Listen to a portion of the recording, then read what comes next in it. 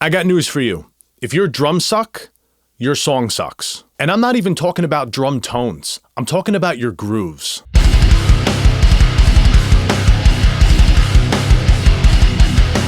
Now, if you're a singer, do me a favor, put these on for a second.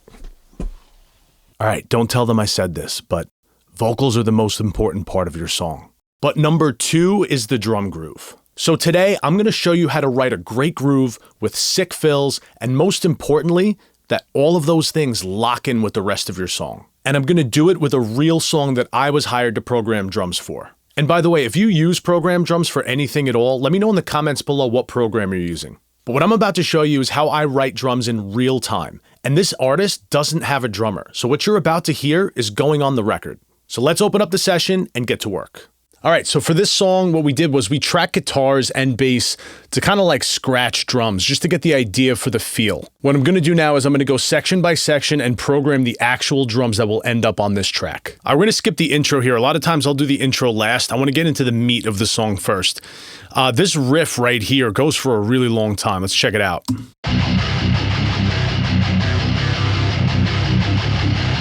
Now that's happening here, it's happening in this little instrumental here, and then it's still happening all the way over here. So to keep the listener engaged, we're gonna have to get creative with the drums. So we have this labeled as Thrash intro, so this drum part is gonna have like a double time feel to it. I hear the snare on the 1 for this, so let's program some drums here. So I'm gonna create a region, and let's get to work. Now to save some time and to not bore you guys to death by me pointing and clicking, I'm gonna program off camera and then I'll come back on and explain. All right, we got our first section done here, and just for context, this is the 3rd record I'm working on with this artist, and he likes a lot of flavor on the drums. Lots of fills, lots of double kicks, so I keep that in mind when programming for him. Let's check it out.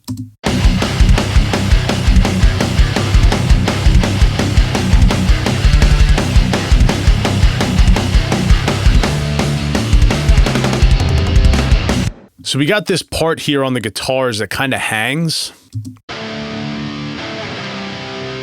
And there's so much kick in this section already, I just decided to remove the double kick while the guitars hang. Now when programming your fills, it's always important to be cognizant of what's coming next. So this little fill that I did here, that's setting up the drums to go to halftime. So let's program that next. All right, so this is the verse instrumental section, so there might be a guitar solo here, but basically there's no singing happening until here, so the drums have to be spicy and different. So let's check out what I came up with, and I'll lead you into it with that fill.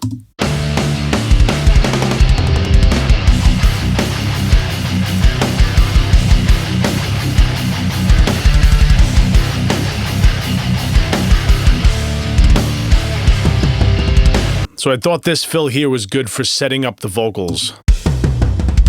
We're ending on a crash snare, so there's a nice little breath here before the vocals enter. All right, so this riff has been happening from bar 18 to bar 34, and we haven't even started singing yet, and it's an equal amount of time that this riff is going to continue on.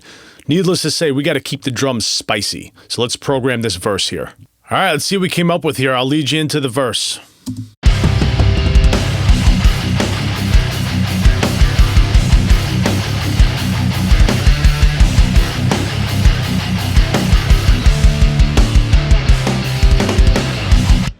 I want you to keep an eye on what I'm doing with those open guitar chords. I took all the kicks out when we were in that thrash intro here, and every time it happened, I tried to do something different. Let's keep listening.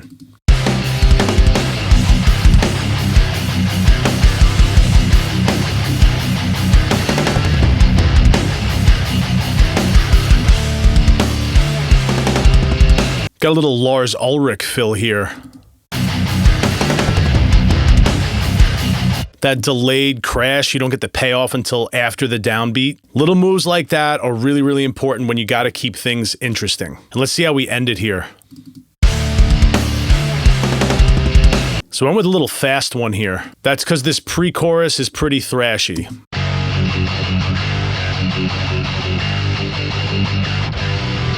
All right, we're going back to double time here, but I want to put the snare on 2 instead of on the 1. So let's program these drums and see how we do. All right, for this, I did put the snare on the 2, but I didn't go to the hi-hat here. It didn't have the right feel to it. Instead, I chose to use the ride cymbal, the bell of the ride, just on the snare hits. I'll lead you into it. Let's check out how it sounds.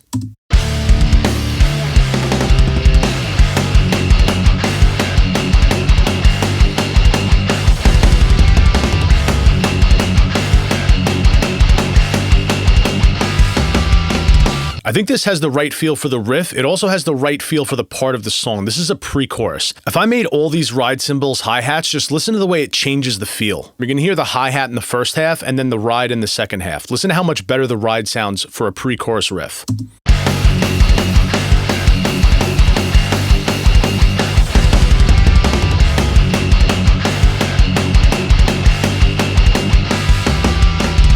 To me, the ride cymbal gives the feeling like, hey, we're going somewhere, but we're not there yet. Whereas the hi-hat feels more in the moment, almost like you're riding the bull and trying to hold on for dear life. To me, the chorus riff is begging for a very specific drum groove.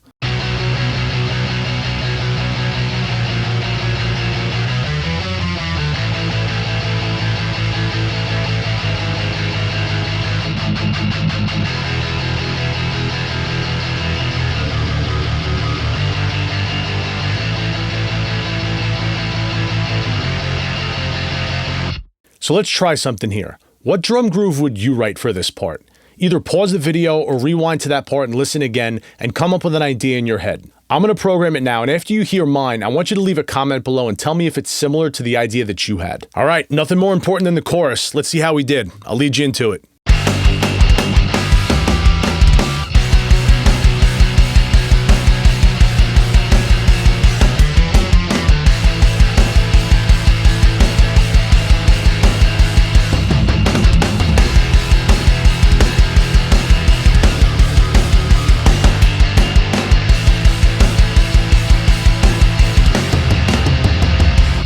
A lot of stuff happening there. To me, this riff was begging for these eighth note kicks.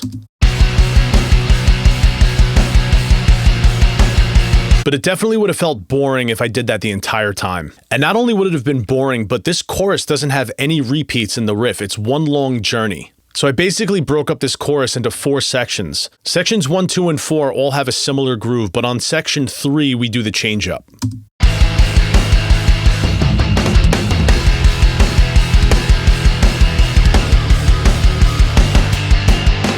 All right, this post-chorus riff here is raging. Let's check it out.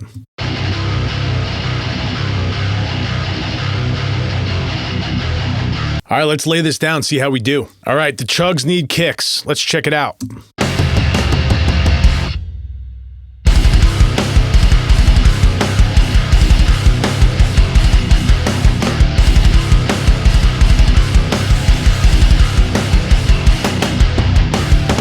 All right, so originally this post-chorus riff went right into the thrash solo part. I recommended doing a half-bar drum fill just to break up the arrangement of the song a little bit. I don't want to skip pre-chorus 2 and chorus 2 and jump ahead to this bridge into the guitar solo. First, let's listen to the bridge riff.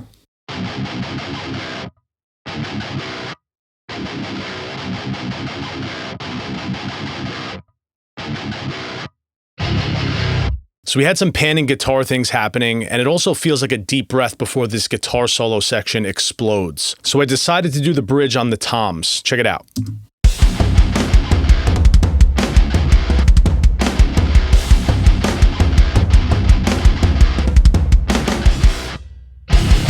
All right, so the guitar solo is going to happen over the pre-chorus riff, but I wanted to change things up here. I chose to go with the snare on 1 instead of on 2. Reason being, this is the 3rd time you're hearing this riff, but now you're hearing it with a different drum groove, so it sounds fresh. Now, the lead guitar player hasn't tracked his solo yet, so I chose to lay back on the fills a little bit, just so I'm not stepping on his performance. I can always go back and tweak things later. All right, let's check out this guitar solo section.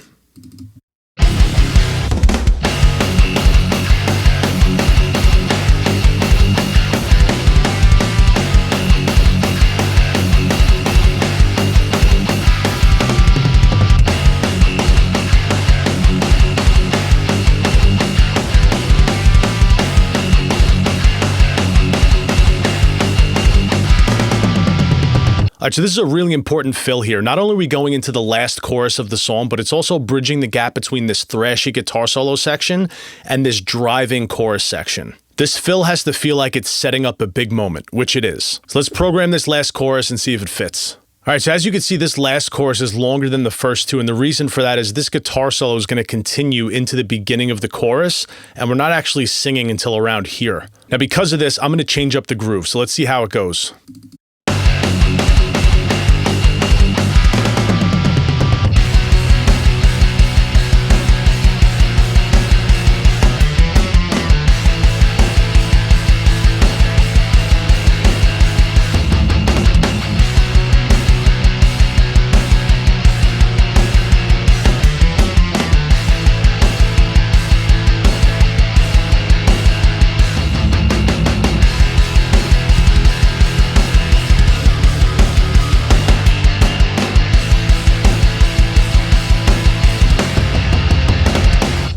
how you end a song is also really, really important. So this outro absolutely has to have an exclamation point on it. Let's see how we did here.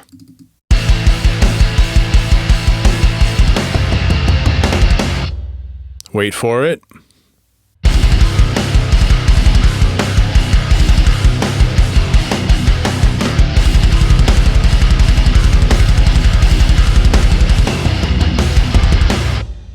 I think the song rips, and I think the drums are a big part of that. Now, if you want to understand how to program drums so they actually sound real, watch this video next. I go through that in great detail. There's also some free stuff in that video. Go check it out. I'll see you there.